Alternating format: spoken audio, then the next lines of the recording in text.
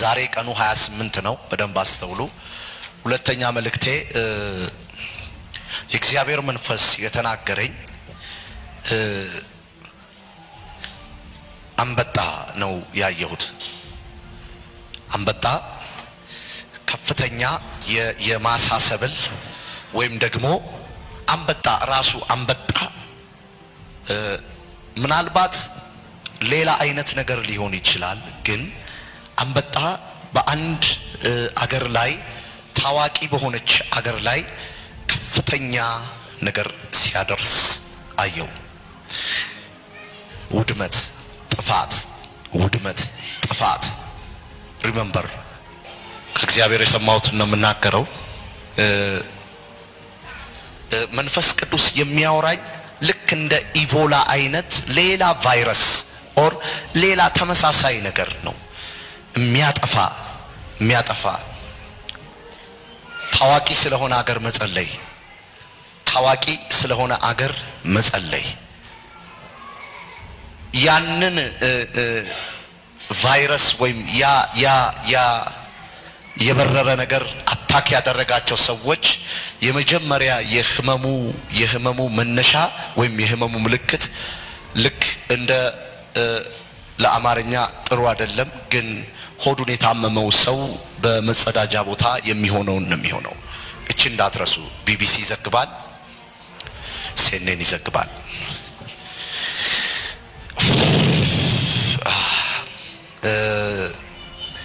ነፍሴ ተጨንቃለች። እግዚአብሔር አምላክ ታላቅን ጥበቃ ያድርግ። በጌታ በኢየሱስ ክርስቶስ ስም በእነዚህ ሁለት መልእክቶች ላይ የእግዚአብሔር ጥበቃ ይለፍ። የእግዚአብሔር ጣልቃ ገቢነት ይለፍ። የእግዚአብሔር ጣልቃ ገቢነት ይለፍ። ከጌታ ዘንድ የተቀበልኩት መልእክት አለ። ስናገር ይህን መልእክት በደንብ አስተውሉ። ትንቢታዊ መልእክት ነው። መዝሙር 32 ቁጥር 6 ስለዚህ ጻድቅ ሁሉ ይላል፣ ጻድቅ ሁሉ በጭንቅ ጊዜ ወደ አንተ ይጸልይ።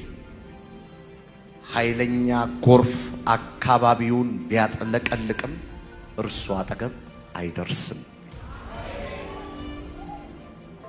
እግዚአብሔር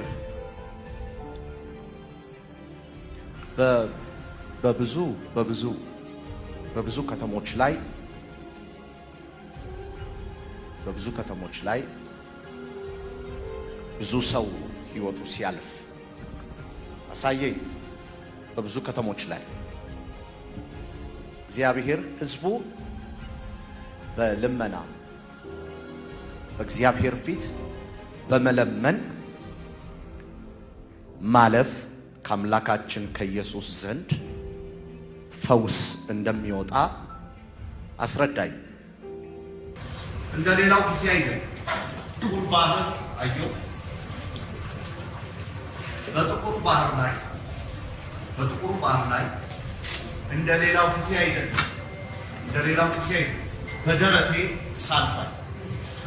በደረቴ ሳልፍ ማየቴ እግዚአብሔር አብራርቶ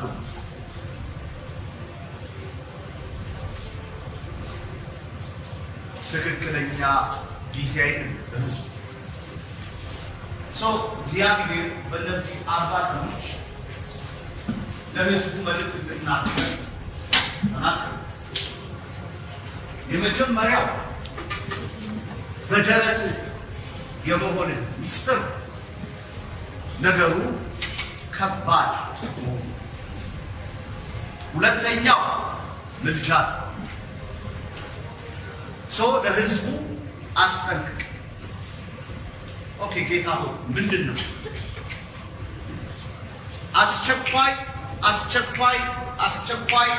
አስቸኳይ ሞቶች።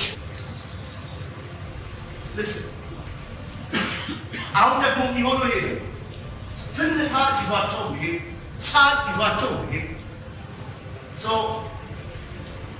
ክሊር የምነግራችሁ ነገር እናንተ ከህዝቡ ይልቅ ምስክሮች ናችሁ። እግዚአብሔር እንደሚናገረው እየሆነ እያየ ፓስተሮች ይሞታሉ፣ አገልጋዮች ይሞታሉ፣ ነቢያቶች ይሞታሉ፣ ሐዋርያቶች ይሞታሉ፣ ምዕመናን ይሞታሉ። ከየቦታው ከፊታችን በሚመጡት የኢኮኖሚ መዋዠቅ በምድሪቷ ላይ ከሚለቀቁት የኢኮኖሚ መዋዠቅ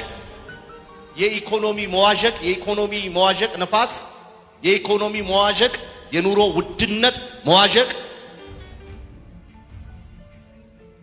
ቻሌንጅ 2010 እስከ 2013 እግዚአብሔር አምላክ በተለያዩ ዘመናት ላይ የሚፈጠሩትን ሁኔታዎች አስቀድሞ ይናገር ነበር። እግዚአብሔር በእነዚህ ጊዜያት ውስጥ የሚጠቀምባቸው የራሱ የሆኑ ታማኝ አገልጋዮች አሉት። የእግዚአብሔር ሰው ነቢይ ኤርምያስ ሁሴን የእግዚአብሔር አፍ በመሆን አገር አቀፍና ዓለም አቀፍ ትንቢታዊ መልእክቶችን በመንግስቱ ወንጌል ዓለም አቀፍ ቤተክርስቲያን ላሉ ቅዱሳንና በቴሌቪዥን አገልግሎታቸው ለዓለም ሕዝብ ሲናገሩ ቆይተዋል። እግዚአብሔር ስለዚህ አስከፊና አስፈሪ ጊዜ አስቀድሞ ምንስ ሲናገረን ነበር? ምንስ ሲያስተምረን ነበር? በመንግስቱ ወንጌል ዓለም አቀፍ ቤተክርስቲያን በእግዚአብሔር ሰው ነቢይ ኤርምያስ ሁሴን በኩል በተለያዩ ጊዜያት ከእግዚአብሔር የሰሙትን ትንቢታዊ መልእክት ሲናገሩ ነበር።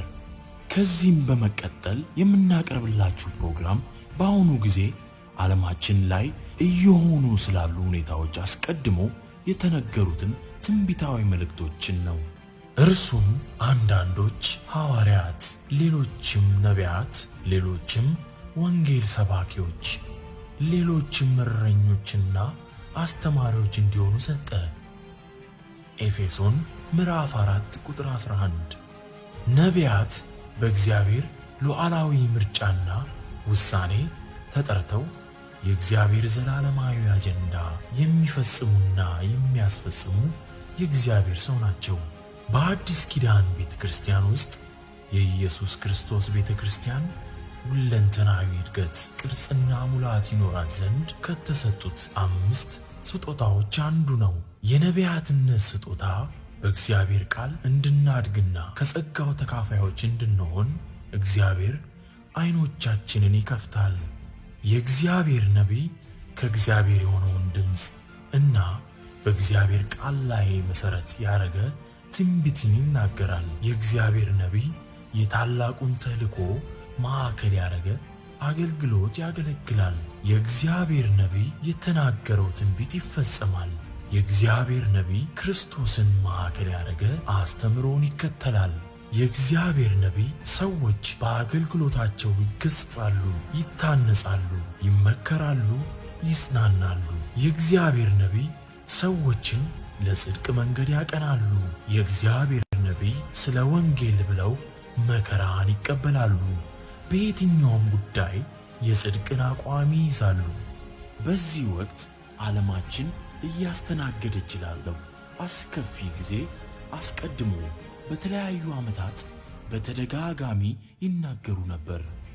እንደሚታወቀው በአሁኑ ወቅት በምስራቅ አፍሪካ ብሎም በተለያዩ ሀገራት በበረሃ አንበጣ ምክንያት በሰብሎች ላይ ከፍተኛ ውድመትና በተለያዩ ሀገራት ላይ የኢኮኖሚ ስጋት አስከትሏል። በዚህም ጉዳይ ላይ የእግዚአብሔር ሰው ነቢይ ኤርምያስ ሁሴን አስቀድመው በጥቅምት 28 2008 ዓ.ም አንበጣ ከፍተኛ ውድመት ሲያደርስ አሳየኝ ብለው ሲናገሩ ነበር። ዛሬ ቀኑ 28 ነው። በደንብ አስተውሉ። ሁለተኛ መልእክቴ የእግዚአብሔር መንፈስ የተናገረኝ አንበጣ ነው ያየሁት። አንበጣ ከፍተኛ የማሳሰብል ወይም ደግሞ አንበጣ ራሱ አንበጣ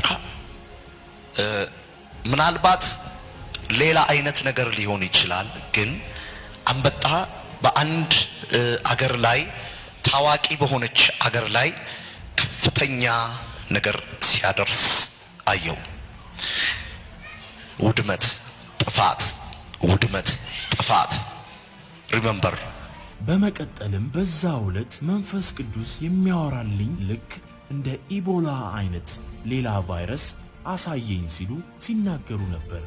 በአሁን ጊዜ ዓለማችን እያስጨነቀ ያለው ኮቪድ-19 ኮሮና ቫይረስ እንደሚመጣ አስቀድሞ እግዚአብሔር አምላክ በእግዚአብሔር ሰው ነቢይ ኤርምያስ ሁሴን ምልክቶቹንና የመተላለፊያ መንገዱን ተናግሮ ነበር። ከእግዚአብሔር የሰማሁትን ነው የምናገረው። መንፈስ ቅዱስ የሚያወራኝ ልክ እንደ ኢቮላ አይነት ሌላ ቫይረስ ኦር ሌላ ተመሳሳይ ነገር ነው። የሚያጠፋ ታዋቂ ስለሆነ አገር መጸለይ፣ ታዋቂ ስለሆነ አገር መጸለይ፣ ያንን ቫይረስ ወይም ያ የበረረ ነገር አታክ ያደረጋቸው ሰዎች የመጀመሪያ የህመሙ መነሻ ወይም የህመሙ ምልክት ልክ እንደ ለአማርኛ ጥሩ አይደለም ግን ሆዱን የታመመው ሰው በመጸዳጃ ቦታ የሚሆነውን ነው የሚሆነው። እቺ እንዳትረሱ። ቢቢሲ ይዘግባል፣ ሲኤንኤን ይዘግባል።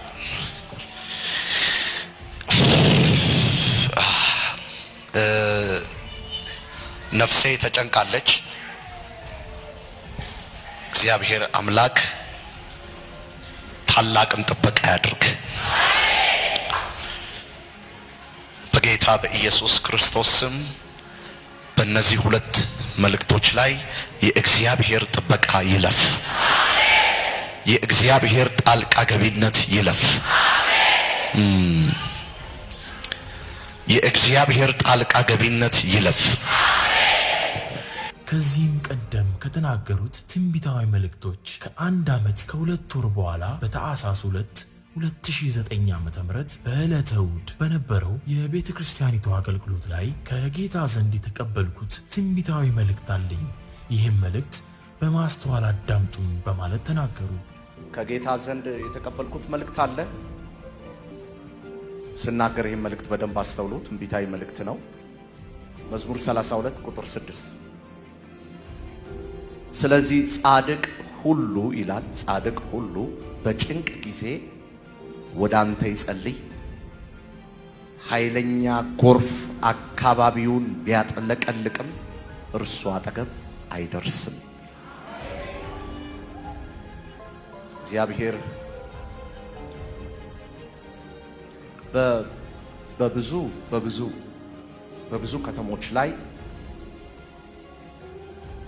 በብዙ ከተሞች ላይ ብዙ ሰው ህይወቱ ሲያልፍ አሳየኝ።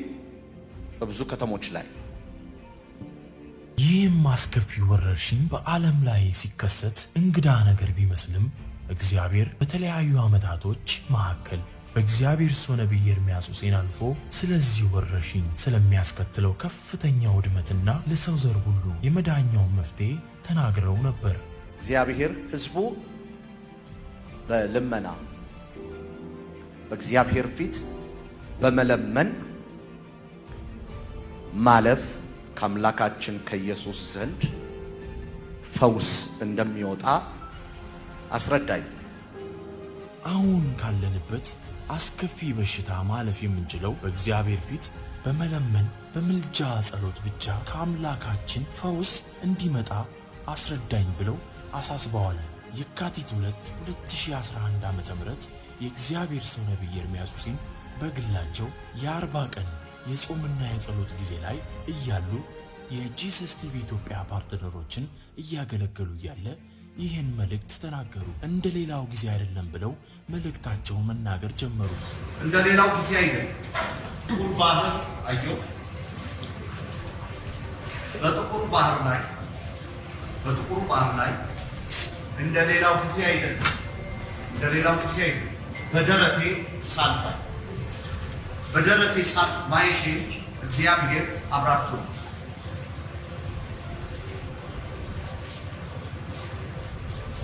ትክክለኛ ጊዜ አይደለም።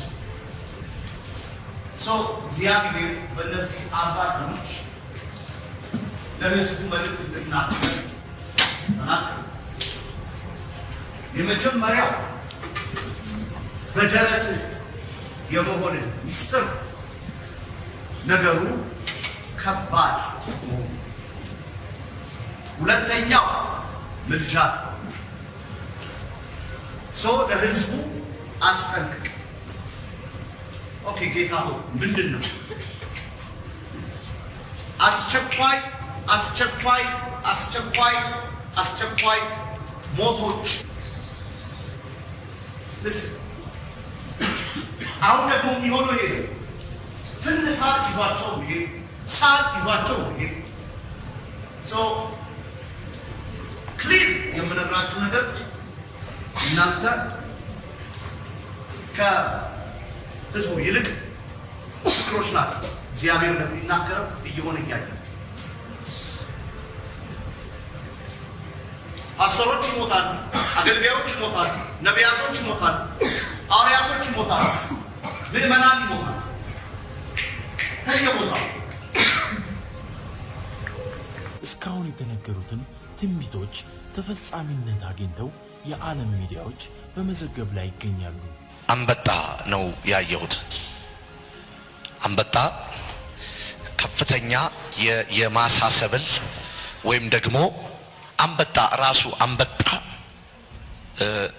ምናልባት ሌላ አይነት ነገር ሊሆን ይችላል። ግን አንበጣ በአንድ አገር ላይ ታዋቂ በሆነች አገር ላይ ከፍተኛ ነገር ሲያደርስ አየው።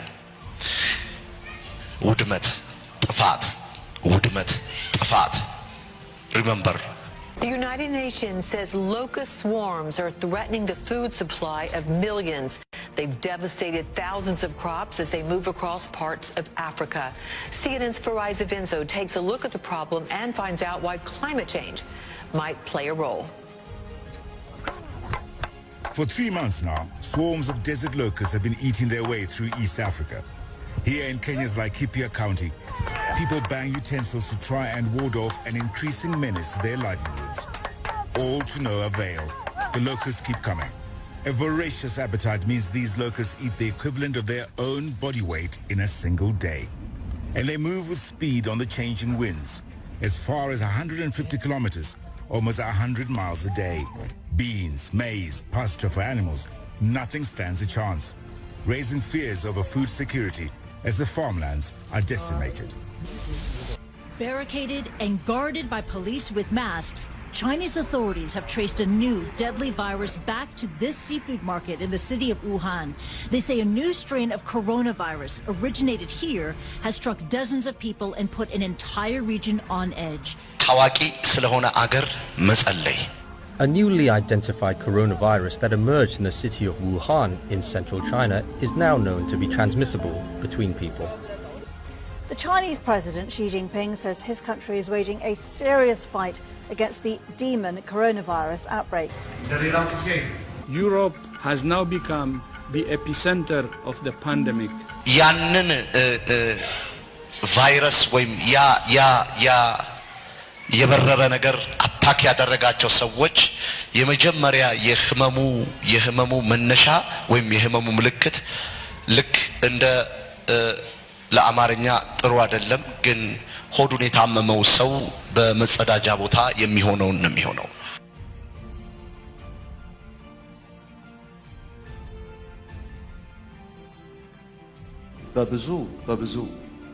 በብዙ ከተሞች ላይ ብዙ ሰው ህይወቱ ሲያልፍ overseas, the numbers from Italy tonight only worsening. In fact, this was the number today, 627 people dying in just the past 24 hours, the worst yet. The number of deaths surging in the U.S. In New York State alone, 562 deaths in just the last 24 hours, the majority in New York City. Tonight here, the staggering numbers. In just 2 weeks' time, we've gone from 19,000 cases to tonight, more than 270,000. More than 6,800 are dead. And take a look at this graph tonight showing the number of cases over time and the trajectory.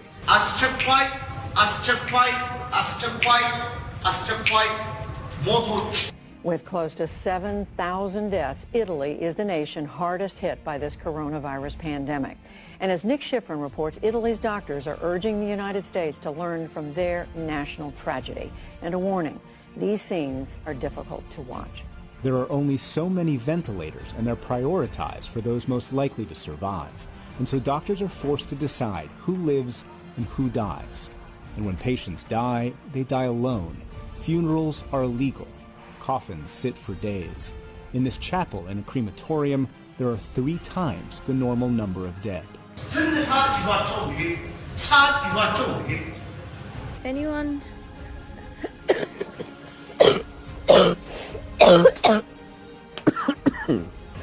አስተሮች ይሞታሉ፣ አገልጋዮች ይሞታሉ፣ ነቢያቶች ይሞታሉ፣ ሐዋርያቶች ይሞታሉ፣ ምዕመናን ይሞታሉ።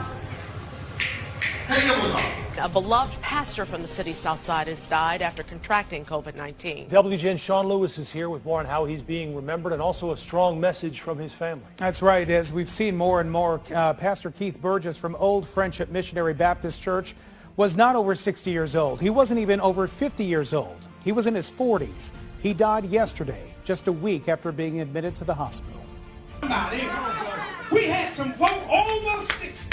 At just 47 years old and standing 6 feet 3 inches tall, Pastor Keith Burgess was bigger than life, an old-school Baptist minister in the 21st century. In this Facebook video, preaching to his flock about COVID-19 just 2 weeks ago on Chicago's South Side.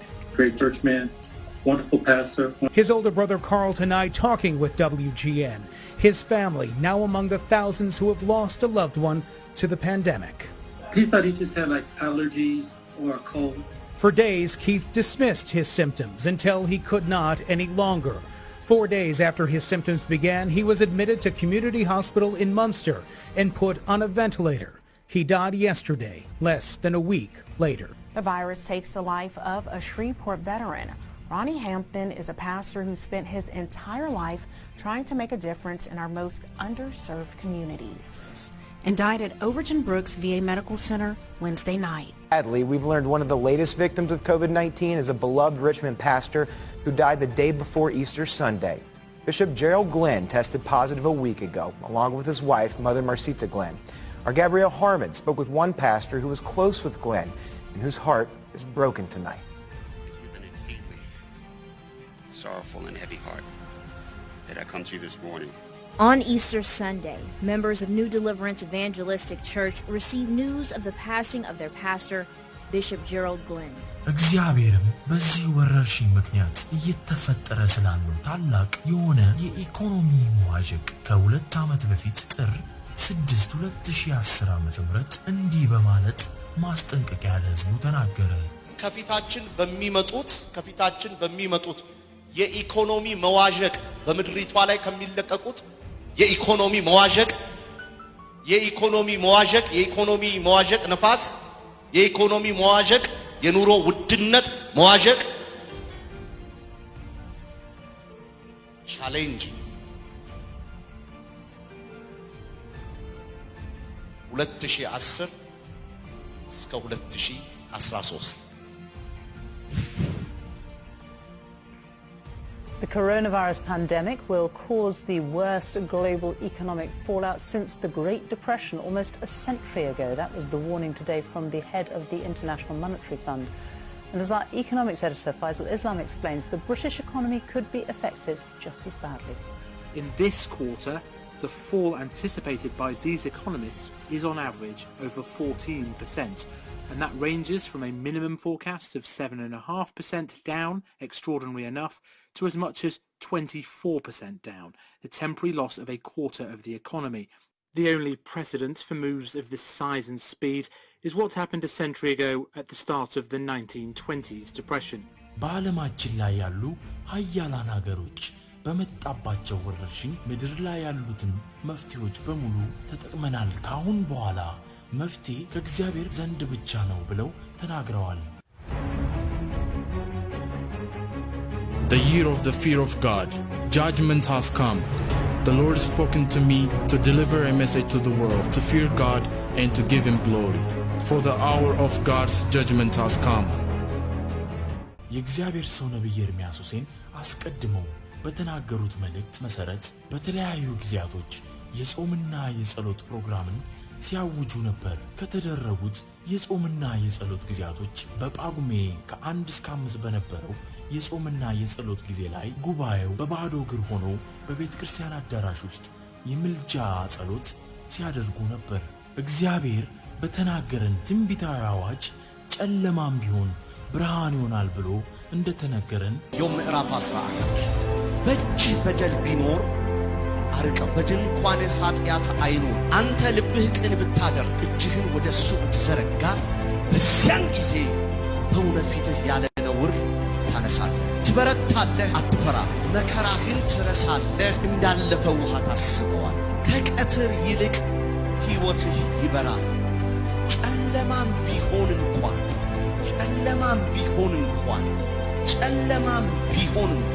እንደ ጠዋት ይሆናል። ጨለማም ቢሆን እንኳን ብርሃን ይሆናል። ለቅሶ መሃል ላይ ሰው እንዴት ብቻውን ይስቃል? ወጀብ መሃል ላይ እንዴት ሰው ተረጋግቶ መኖር ይችላል? ወጀብ ያለበት መሃል ላይ፣ ነውጥ ያለበት መሃል ላይ እንዴት ነው ቀጥ ብለህ መቆም የምትችል? ጨለማም ቢሆን ብርሃን እንዴት ይሆናል? ይህ ወረርሽኝ ሊያስቆመው የሚችለው እግዚአብሔር ብቻ ነው። በዚህ ነውጥ መሃል እግዚአብሔር ለሕዝቡ ብርታትን ይሰጣል። እዛ ምድር ለቅሶ ነው። እዛ ምድር ጫጫታ ነው። እዛ ምድር ትርምስ ነው። አላውቅም የት ሀገር የት አካባቢ፣ ግን አንድ ነገር አምናለሁ። ጭንቅ በሆነበት ምድር ላይ፣ ውጥረት ባለበት ምድር ላይ በሰላሙ ዘና